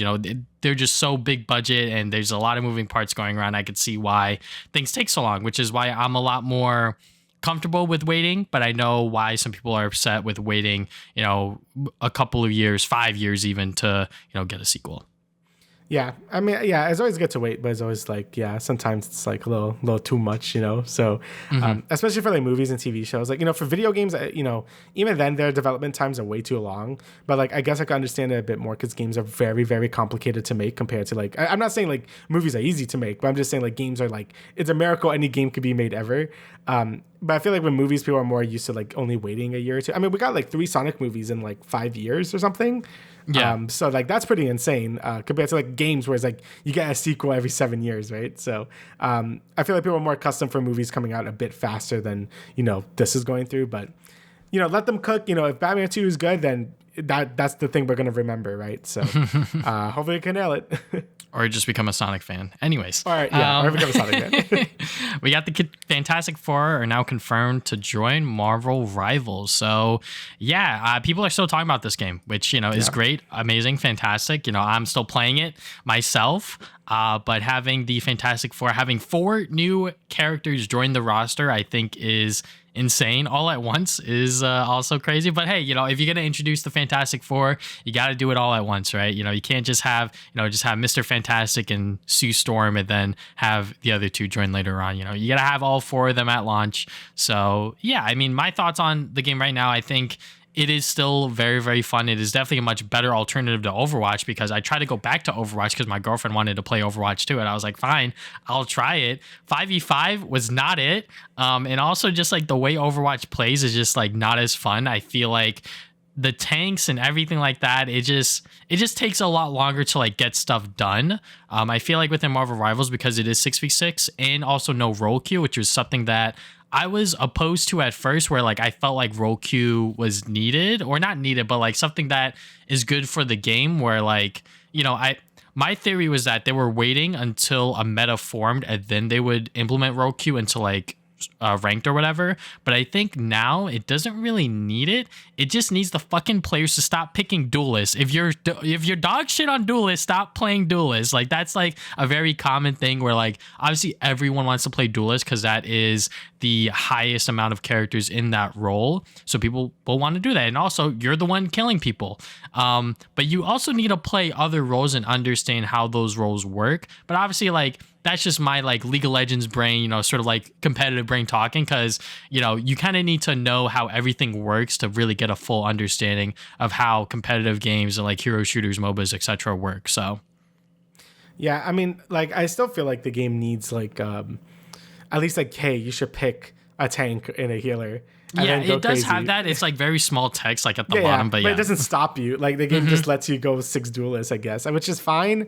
But it's also like you can't complain if you lose. So Yes. and you can't yell at a healer if you're like one guy is a healer, because usually you need 2. Like for tanks, it could be a bit more varied. Like it could be a little more flexible, I think. But yeah, like, I mean, I've always been like, I think roll queue is fine for the most part. And I think it should just be a separate button if you really want it. Because, you know, I think not fighting for rolls, I just prefer it like that. But, you know, it's whatever. At this point, it's just like, everyone's like kind of done talking about it. And I think overall the game is pretty good. Like, you know, I think, I still think Overwatch, like I said before, it probably is a more polished product, and like it is like more like, I think the map design is a bit better and like a lot of that stuff. But Marvel Rivals just has like a lot more fun at the moment. And again, I think it is because there really isn't. I haven't played it like too much in a bit, but like I don't think it's like still like a strong meta for me. Like people are still finding out what's good. Like I know like Hella is really good. I know like who else is good? Like Bucky, people really like a lot. Like I know like Iron Fist went down a lot. I know like Jeff the Shark, you know, they're more gimmicky now. Like you're still gonna get bodied by them, like if we're lower ranked like me. But you know, like a lot of top players don't really see them as threats anymore. Same thing with Scarlet Witch, like you just kind of kill her. So you know, as the game progresses, you know, we're gonna see like a lot of changes, just like Overwatch did. So you know, because people felt the same way about Overwatch when it first came out. Like, you know, it's very just like, you know, hectic, everyone having a fun time, and then, you know, balancing happened and all that. So we're going to see how NetEase like kind of approaches balancing and how they want to kind of structure the game. If they want to just be chaotic, which honestly, I think is the direction they want to go, because adding 4 new heroes in the season is insane. So like, if they keep adding this cadence of releases, like you're never, the game's always going to be chaotic, which is like, you know, fine. But I'm just saying, like, I don't think like balancing is going to be like the major priority if that's the case. And you know, 4 heroes in one patch, I don't know how sustainable that is, because they said they want this to be like the blueprint for the rest of the season. So like, are we always going to get more than 1 hero per patch? Because that's like insane. And you know, like how many guys could you add realistically? Because like each season adding like 4 or 3, even 2 heroes at once isn't like, that's more than Overwatch adds in 1 year is 4 heroes, which is like crazy. So you know, it's obviously really exciting if you're into the game, but you know, I really have to like think about like how much like, you know, like power creep or like feature creep or like whatever else could be added to this game in like such a short amount of time. Like honestly, I would enjoy if they added more maps. Like I feel like the game kind of needs more maps. Like I feel like that's the thing that's like, we could use more of those. But you know, more characters are always really exciting. I know, you know, people are already simping for Sue Storm, so you know, there's that. So the white woman supremacy. Yeah, honestly. so yeah, people are going nuts for that. But you know, overall, I think it's really good that Overwatch has really healthy competition at this point, because you know, whenever Blizzard doesn't, they do really dumb shit. And you know, Overwatch 2 has kind of been in the shitter for a while. And, you know, Marvel Rivals really punching it down is like something Blizzard really needs. Because, you know, I still, at its core, I still do like Overwatch, but they just have to fix so much of it. And I know they're bringing back 6v6 and stuff, but, you know, they broke a lot of promises with Overwatch 2. So I'm hoping they really make that game better, because Marvel Rivals exists now, right? So, you know, competition is always good, and we'll see how this game kind of develops more in the future. But, you know, it's always good to have, you know, another solid hero shooter out there that, you know, won't die in like 2 weeks. So that's good. Yes, competition's always good. And, you know, seeing people form the meta and actually, you know, rank up and everything like that. Because, you know, a lot of people were sort of dissing Wolverine. People were like, Wolverine sucks. But now it's like, oh no, like if you know how to play Wolverine, you could like climb the ranks like really, really fast. So yeah, he's just a high skill character. Yeah. Yes, high skill character, high skill cap, all that stuff. So yeah, you know, I'm excited to play more Marvel Rivals, and I'm interested to see what else they're gonna add, because obviously, you know, adding 4 heroes all at once is a little crazy. I wonder how that's gonna break the game, because right now I feel like the balancing is fine. Obviously, there's certain characters that are annoying or really oppressive, but I feel like everything has a counter to it. Like, you know, don't clump up, or like if freaking Salak ults, just like try to get out of it, or you know, die with your team. I don't know, you know, like there's always like counterplay to stuff within this game, I feel, and you know, nothing ever feels very oppressing or anything like that. Yeah, but I guess we'll see as the seasons roll out, and you know, if people start hating the game after a certain point. So. All right, so let's get into the last part of the show where we talk about our most anticipated games of 2024. This isn't in any particular order whatsoever. We have 15 games here that me and Damian are both excited for to a certain degree. So I guess we'll just start off with the big header. We'll just talk about Nintendo Switch 2, because obviously this is something that is going to happen this year, 100%. Nintendo's going to announce it between now up until the end of March. So we'll know. We will talk about it on this podcast. But as of right now, all we know is about what is from the leaks and everything like that, that it's probably going to be just as powerful as like a PS4 Pro, and that Mario Kart 9 and Metro Prime 4 and all these other games are probably going to come to it. But yeah, and I would not be surprised if it launched, sometime before the summer or maybe even during the summer. But yeah, Switch 2, obviously, we're both very excited for it. I just want to see the console. I just want to see what actual features this console has and what it's going to be, because this is Nintendo's most successful console by far, the Nintendo Switch. It's lasted this long and people are still buying them. People are still playing on it. I definitely played the most of my Switch over this past year, just because I was like, there's a lot of good games that I wanted to play on it. But now moving on to a new console generation and everything like that, I'm sure the reason why Nintendo is waiting so long is because of they want to make sure that they have enough consoles, which it probably won't be enough. And then on top of that, they want to make sure that they have enough games when they release the console, that there's a nice streamline of games to sort of trickle down. Because obviously with the Wii U, that was like its biggest fault. They had this massive lineup of like launch titles, but it was a lot of third-party crap that no one really cared for. And then the console just died. So, but yeah, I cannot wait to see what they have in store. But my predictions for, I guess, like a quick launch lineup or launch window is probably going to be Mario Kart 9, Metro Prime 4, maybe a 3D Mario in there within like the first year or something like that. But yeah, that's exactly what I was thinking. Like, I'm very excited for the Switch 2. I think the Switch 1 had like a fantastic run. Definitely probably my favorite Nintendo console of all time now. It was always split between like maybe like the DS or whatever. Like, I think I've been more partial to their portable systems because I think their game selection has always been a bit better. But like I always said before, I think the Switch combined best of both worlds. We got this mega console with like all their franchises in it, and it's just been like just focus on the core gameplay. There wasn't like that many gimmicks or anything. It was just like a fantastic console, and I think the Switch is going to go down as like just the best Nintendo has ever been. So I do wonder if they could keep that momentum into the Switch 2, because I think usually when Nintendo does like sequels to their consoles, they don't do as well as like the original. Like Wii U didn't do as well and shit, and I was Super NES did well, but for the most part, like they've been more focused on innovation or whatever. But I don't really know how you innovate more on the Switch than just making this hyper console, because Nintendo really changed the game. Like Steam made a Steam Deck to capitalize on it. I know Sony's been eyeing on things like this as well. So they made like a perfect console here. It just needed more power, so that's why I'm really excited for the Switch 2.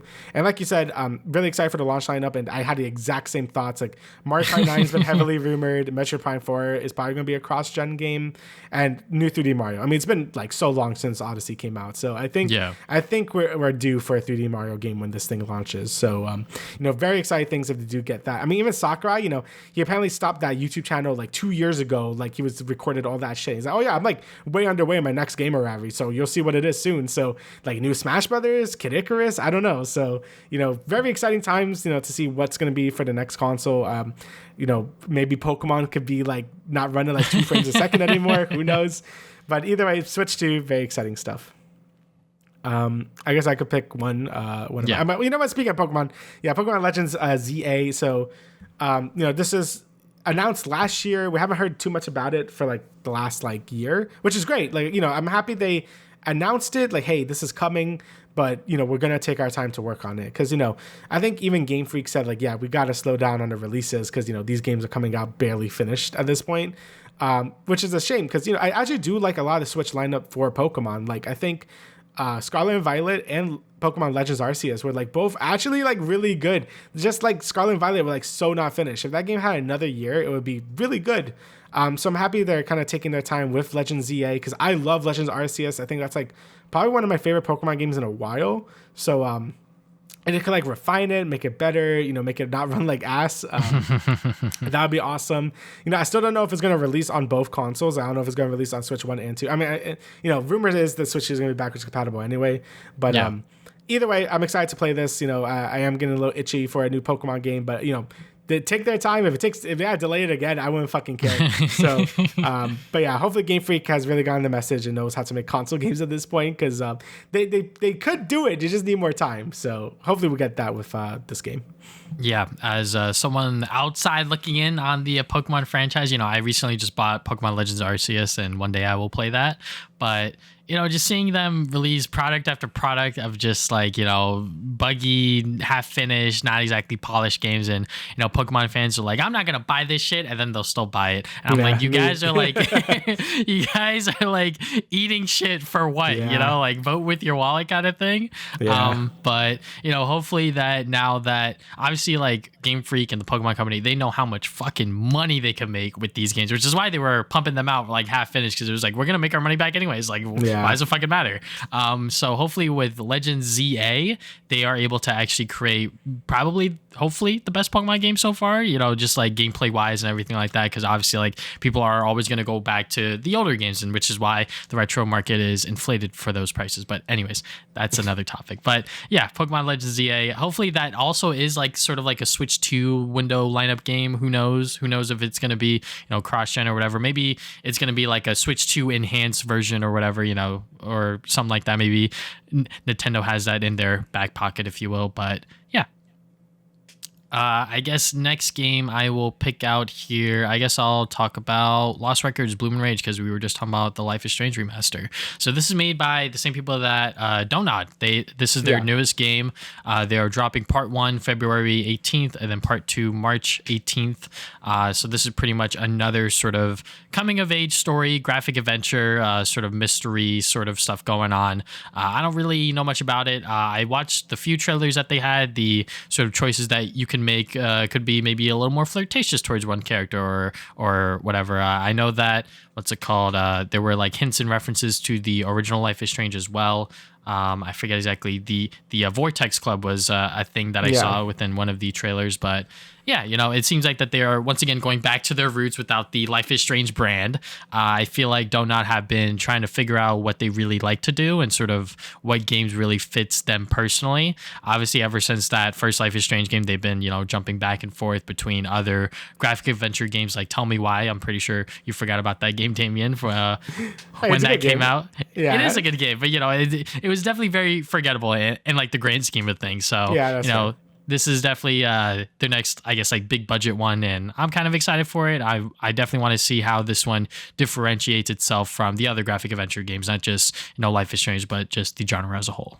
Yeah, I feel like Donut has been really focusing on like making RPGs, and they've been kind of like mid, like Vampire or whatever the fuck it was called. Like it had like, again, good writing, good story, I think, but like the combat was pretty not great. Then it made that new game that came out like last year. I already forgot what it was called, but it was that kind of like a witchery type game. Again, people really like the story and stuff, but the combat just wasn't it. So I feel like they're just not good at like combat or anything like that. So I think if they just double down on what they're good at, being writing good characters and stories like what like Life is Strange was, I think they could find bigger success again. I know people like the other game like Justant or whatever it was called, like the like platformer they made. So I think if they don't like have to rely on like video gamey stuff like combat, I think they'll probably be a bit better, because it's always been the weaker part of the newer games that they've been making. So this game looks very interesting, very excited to play it, and it's pretty interesting to see a game in 2025 released in like 2 parts again. Like it's been a while since we've seen like the episodic format, but maybe they needed more time for the other part. They want people to digest it, who knows. But yeah, this one looks pretty good as well. Okay, I want to talk about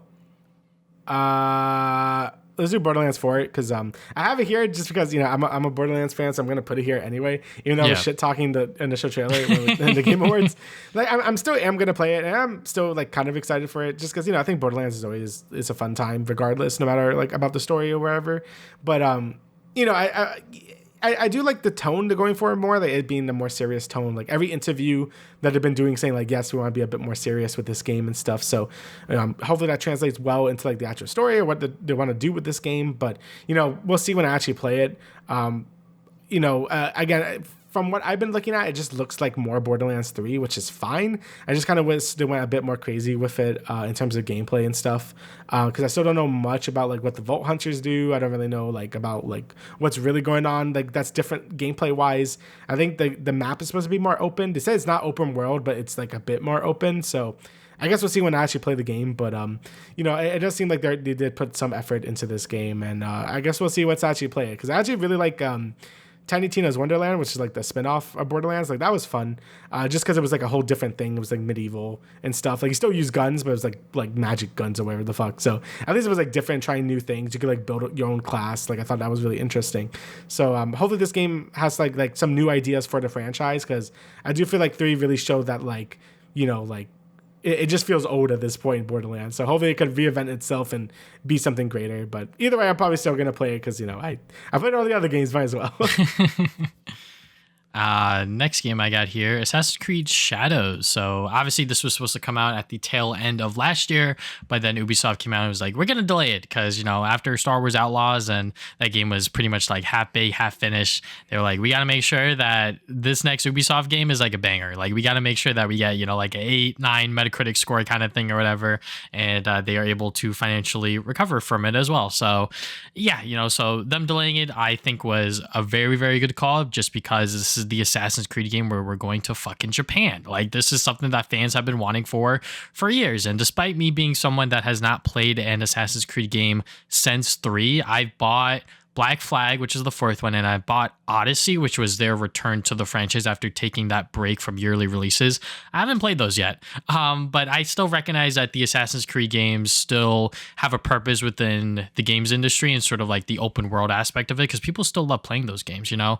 I just hope that Shadows is not like, I don't know what it was, Valhalla or whatever. It was like a 100-hour adventure or some shit like that. I'm like, don't do that. Don't do that ever. Because I think story-driven games, especially open world games, should never, ever be that long. But yeah, you know, Assassin's Creed Shadows, it has Yasuke in it, which I'm very, very excited about. Yeah, I think the problem with like, Valhalla was, it was just too long.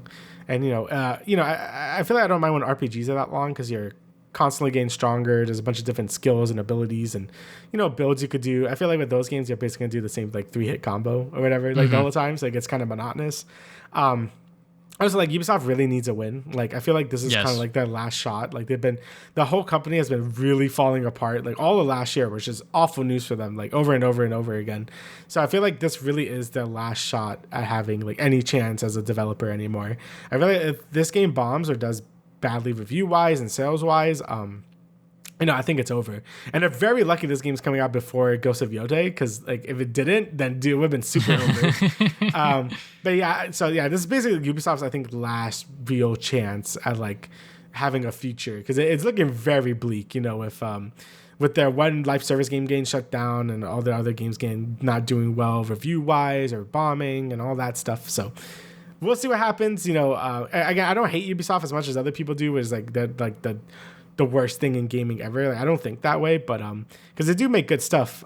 But yeah, this is really their last shot, and it does look good from what I've seen. Like the trailers, like Assassin's Creed Shadows does look good, but I guess we'll see when the actual reviews come out, because I think a lot of Ubisoft games look good in trailers, but then when you play them, it's like, oh, it's a Ubisoft game, right? So I guess I'll see once we actually play it. All right, so next, I guess I'll go with Monster Hunter Wilds. So this is coming out pretty soon, February 28th. So a lot of things coming out February and March. There's a lot of big games coming out.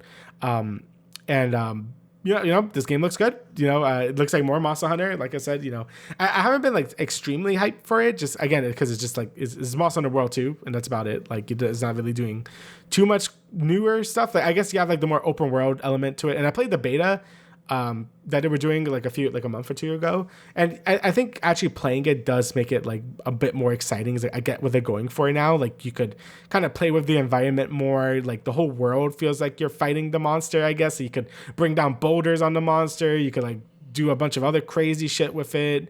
The turf wars are more expanded upon or whatever.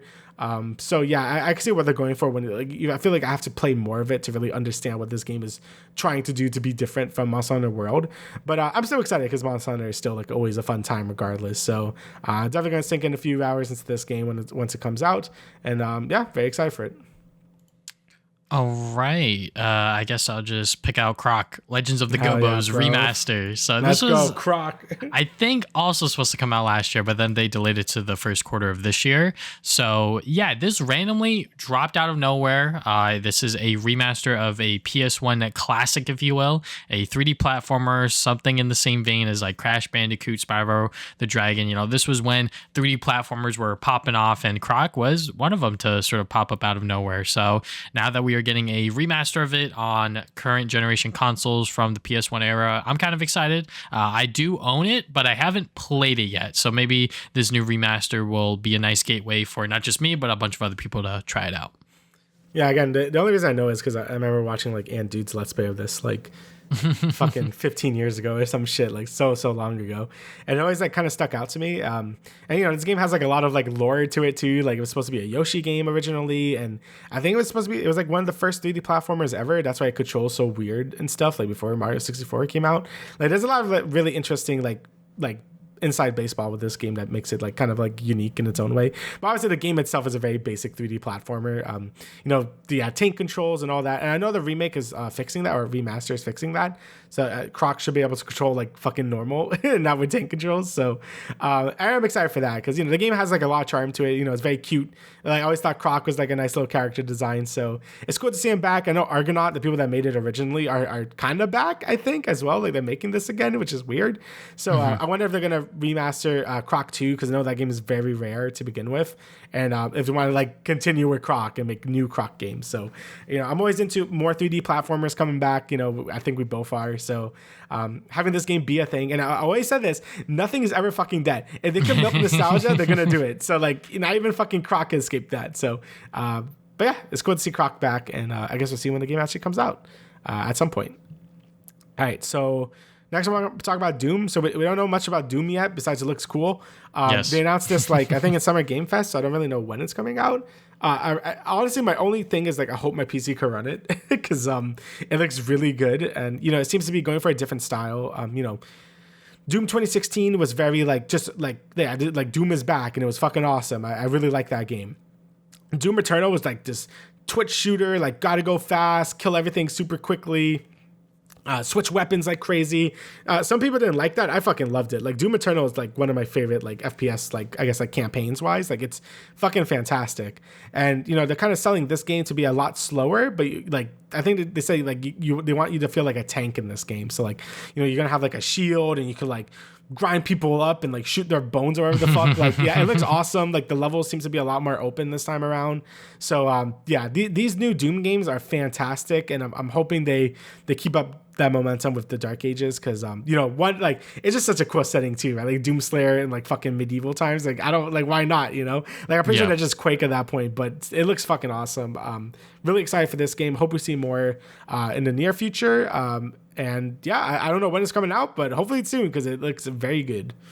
Yeah, as someone who still needs to play these new Doom games, the game just looks awesome. It just looks very stylish, very fun. So, definitely gonna have to catch up and play that. But what game am I going to pick out here? I guess I will pick out my most anticipated game, which is Split Fiction, just because it is coming out so soon. It's kind of hard to not get excited about it. Yeah. So if you guys don't know, this was revealed at the Game Awards. This is Joseph Fares' next game. He's the creator, or sort of like the mastermind behind It Takes Two and A Way Out, which are both, and now this game are all just co-op required experiences that you have to play with someone else. And yeah, it looks like that they're just taking what they did within It Takes Two with that multiple gameplay style kind of genre, and just putting up here on full display between the sci-fi and the fantasy genre of realms. And it just looks great. I just love the fact that they announced it, and it is coming out very, very soon, because obviously this is something that they have been working on for years. But yeah, very, very excited for it. And me and Damian will definitely be playing that when it comes out. Yeah, it looks fantastic. It just looks like a nice evolution of, It Takes Two. Obviously not too much about A Way Out, because that is a totally different thing, but it seems like it's saying everything to know about It Takes Two, and already won Game of the Year that year. So I think whoever comes, I mean, if GTA 6 does come out this year and doesn't get delayed, then I think it's just fucked either way. But still, Split Fiction looks like a really, really neat idea, and it looks like it's taking a lot of the great elements from It Takes Two into this game. So yeah, very excited to play this. Comes out very soon, so can't wait to play it. This is gonna be a really early Game of the Year contender right there. Speaking of other games I think look really neat, Dispatch, that game looks really cool. Again, when I saw this in the Game Awards, I'm just like, like I really didn't know it was even a game. Like, oh, is this like a Netflix show or something? And then I'm like, oh no, it's like an actual like game. So Yeah. they got a lot of like great voice actors there. You got some like YouTubers in there. You got a bunch of things in, and I just love the theme of it being like this more like I guess like like Invincible sort of world with like you have all these superheroes and you're like you're a dispatch agent for superheroes. It seems to be like taking that thing with the superheroes a bit more edgy and stuff. But I wonder how they're gonna fit it into this. I like the art style; it looks really good. So, and me and Travis really likes these type of games. I don't know what you call them, like the Telltale style games. So, we've always enjoyed those a lot. So, really excited to see a new, like, brand new one, not from like any developers. I don't even know who's making this game, but it looks really cool. So, I'm very excited. Very pleasant surprise from the Game Awards last year. Now, you say that now. Yeah, it's being made by Ad Hoc Studios, who are a brand new indie developer company. They have a lot of people from Telltale Games, obviously. So yeah, it just seems like another evolution within that genre of like graphic adventure point and click style kind of games. And obviously having it be with this guy who's just a dispatcher for superheroes can be interesting. I'm sure there's going to be a lot of drama, a lot of character moments that might shock you or whatever, sort of insider things that may or may not happen. But yeah, this is definitely a game that I think a lot of people were surprised by at the Game Awards. And, whenever this game does come out, we will be there. Mm-hmm.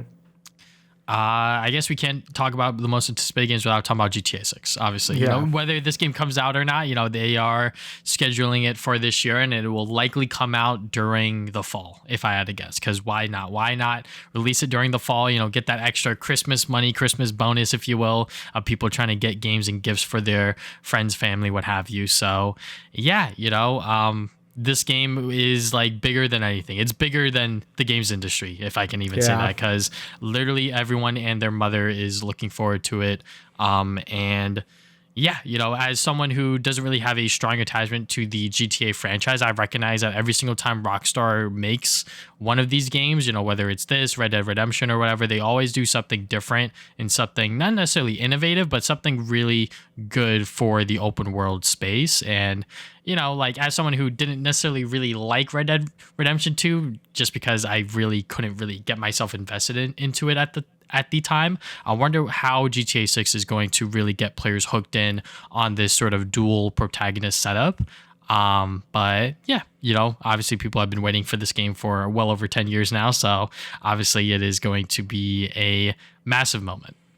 Yeah, I really think it's going to impress just because it's been so long since GTA 5 came out. Like it's been like 2 console generations, I believe, because it came out on the 360. So it's going to be I think just by itself is going to look very impressive just because we haven't really had a next gen GTA game since all the way back in like 2013 when that game came out. Yes. So just by itself is just going to look very impressive. And also just like you said, like I think this is just bigger than the games industry. Like a lot of people just give a shit about GTA, right? Like some people just play GTA, Call of Duty, and Madden or whatever, and that's the entire game lineup, right? So this game is obviously going to sell like crazy. It's going to be the biggest game of the year if it does come out this year. It's probably going to win all the awards too. It's going to be a massive game once this comes out.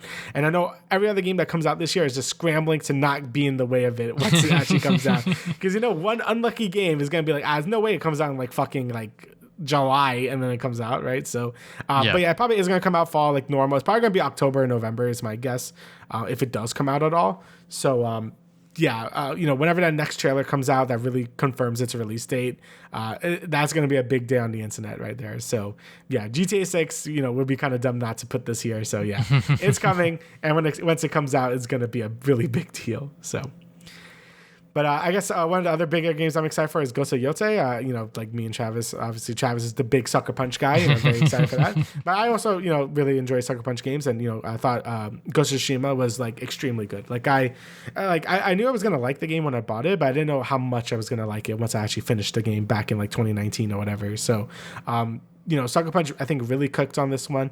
And maybe the open world stuff might be a bit, by the numbers, but I think like the story and characters were great. The combat was a ton of fun. Just being able to choose if you want to be, more of a ninja or like a ghost, or be more, just like a standard samurai. I thought that was really neat as well. The game just looked beautiful, just great art design all around. And, it looks like they're carrying that over into Ghost of Yotei. New character, new time period is going to be like really cool stuff, could probably have guns and shit now, whatever they were showing. So definitely gonna be an interesting choice for them to go for such a drastic time skip. But I think it was the right move by Sucker Punch to really bring in like more gameplay variety and just like more differences between this and Ghost of Tsushima. So yeah, Ghost of Yotei looks very good. Very excited for this, and seems to be like the big PlayStation exclusive of the year. I don't really know if they're gonna have any other more, but I think this is. I wish they had one more game, but Sony's been kind of slow with their releases, so I'll take it.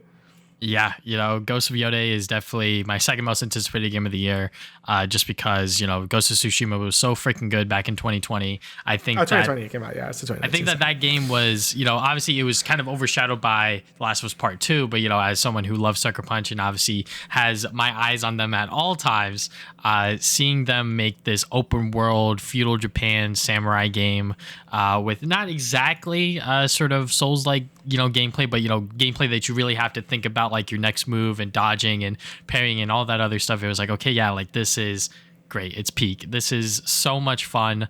It really gave the player pretty much everything you would want from a game like that, a open world samurai Japanese game. And now we got the Ghost of Yotei, which is evolving from that. It is taking place in a different era. Now you have guns apparently, and probably a much bigger open world. So yeah, and this is Sucker Punch's first game on the PlayStation 5, so I wonder how impressive they're going to be with this tech. I still feel like amongst the big three when it comes to the PlayStation studios within my eyes, when it comes to Naughty Dog, Insomniac, and Sucker Punch are definitely on the lower end of that. People may even have Santa Monica studios above them, which is, fair. But, I definitely am excited to see what Sucker Punch have been cooking up with the Ghost of Yotei. All right. Next game I'm going to pick out here is Marvel 1943 Rise of Hydra. So yeah, this is the game that pretty much every single time people see it or look at it, they're like, that's a game? That's a goddamn video game? And it's like, yes, the game does look that graphically impressive, that graphically intense. And it is honestly really crazy every single time I see it. Even though we only have the one trailer right now, we don't really know much else. All I know is that a couple of people that worked on like the Uncharted franchise are working on this game. So I'm like, okay, yeah, like the narrative is going to be solid, guys. Like we're going to have a strong story here. We're going to have characters sort of interacting with each other and it's going to feel natural. The story is going to be good in terms of, this sort of like Hydra presence and sort of having Black Panther and Captain America clash with each other. So yeah, obviously we don't know what the gameplay is going to look like. I'm going to assume it's going to be very much like level to level, third person over the shoulder action sort of game. So yeah, I'm excited for it. I just wish we had more details on it other than the fact that it is coming out within 2025, but I'm hopeful. Yeah, like when I saw like the cutscenes for this game, I'm just like, holy fuck, it looks like graphically looks fucking amazing, right? Mm-hmm. I am just very curious about what the gameplay is going to be because that's something they still haven't shown, and it's still a video game, so that's like very important. So yeah, I do wonder how it's going to be. I wouldn't mind having a more straightforward, just linear superhero game because I feel like a lot of times like it has to be open world, it has to be this. So it'd be nice to have something that's more level to level, just like beat up some bad guys or whatever and just like move on. So I think that'd be pretty neat if it was just like a third person brawler or whatever, but I guess we'll see when it actually comes out. But yeah, just graphically and just the premise is like very cool. So hopefully the gameplay lives up to that, and I'm very excited to see new trailers for this because it's definitely something I'm like more like cautious about because I'm like, yeah, it looks cool and the premise is cool, but I'm really gonna have to see some gameplay before I have like a solid like opinion on it. But yeah, I am pretty excited to see what it is once it actually comes out. All right, I totally forgot this is coming out. Ultimate Sheep Raccoon. So this is like a sequel to Ultimate Chicken Horse, and it's supposed to be like Happy Wheels, right? Like it's supposed to be like fucking Remember Happy Wheels? Like I don't even know if people even remember that anymore. But very interesting sequel idea for Ultimate Chicken Horse. That Ultimate Chicken Horse, we played the shit out of this game when it first released. I don't even remember when that came out. That came out like, I guess I could check Steam. But years ago. Yeah, it 2016. Came out 2016, yeah. So it came out quite a while ago. And we played the absolute shit out of it. A lot of good times with that game. They kept updating it too. Like they added like new level parts to add. If you didn't know what Ultimate Chicken Horse was, it's basically like this multiplayer platformer game where each player could sort of like build the level, and then you had to get to the goal, right? So your goal was to like make sure you could beat the level, but your friends couldn't beat the level. Very interesting idea for a game, and we had a lot of fun with that game. So them going for like sort of like a different genre with like this Happy Wheels type thing, or what was that? Oh, Trials. Yeah, I remember Trials. It's going for some other gameplay like that. That's pretty interesting. So hopefully the game hits the head just like Ultimate Chicken Horse did, because we love that game here. Good game. So yeah.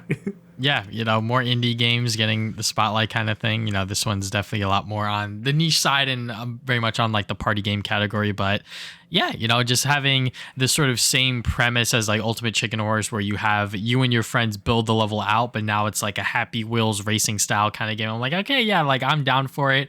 I think Ultimate Chicken Horse already had a lot of crazy and goofy sort of power-ups and traps that you could place down. So I wonder how that's going to evolve within Ultimate Sheep Raccoon. So, these naming conventions are definitely just random and weird, but I'm all down for it.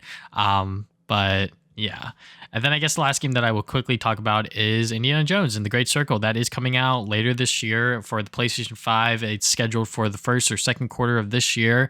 The reason why I'm excited for it is because, for one, it gives me time to watch the Indiana Jones movies. And two, I want to see how they actually make or sort of port over a Xbox AAA title onto the PlayStation, because like this is like the first time that it has ever happened, like so close to its release kind of thing. So, if this does well, I'm sure that Microsoft might look at it and be like, all right, well, what if we just released it simultaneously? I'm sure it would hurt the Xbox numbers, but like we would just get those PlayStation numbers a lot faster and a lot quicker.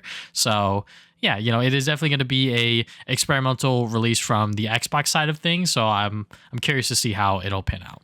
Yeah, I mean, Microsoft kind of just gave up. I think like Outer Worlds 2, did I just say, oh yeah, it's coming on PS5. Like it's over. Like it's so over. But yeah, Indiana Jones, I heard nothing but good things about it. Like everyone's really enjoyed it, which is crazy because I had like pretty like low expectations for it. I'm just like, I mean, I hope it's good, but I don't know. Mm-hmm. But everyone that's played it said, hey, it's a very good video game. So I'm definitely interested as well. I would just get on PC, but I doubt my PC could run it at this point. I'm really going to have to upgrade it at some point. But, I just get on console. Even though I don't like playing first-person games on console, it's like whatever. If it runs, it runs. So, yeah, definitely I'm interested also on the PS5 release once that game actually comes out. Because, I heard nothing but good things about it.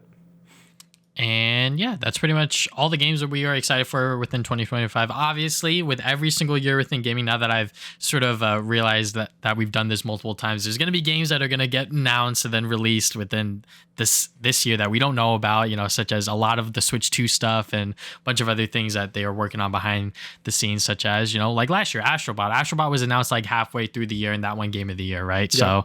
So, there's definitely going to be a lot more surprises of games and things like that we will continue to talk about on the show and be on the lookout for. But yeah, is there anything else you'd like to add, Damian? No, that's everything. All right, so thank you guys for listening to the Travis and Damian podcast, episode 154. We will see you guys 2 weeks from now with another episode. Later.